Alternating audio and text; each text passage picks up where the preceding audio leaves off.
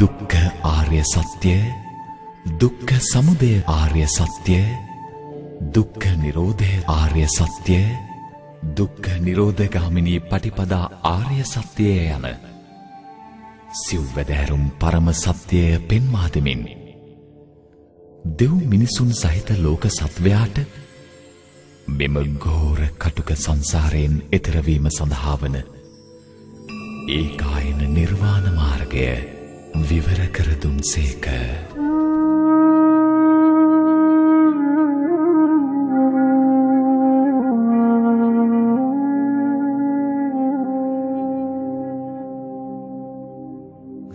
රාගක්ඛයෝ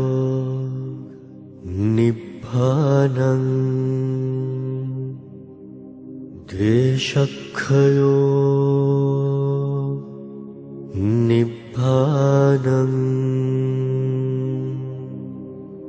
මෝහක්ඛයෝ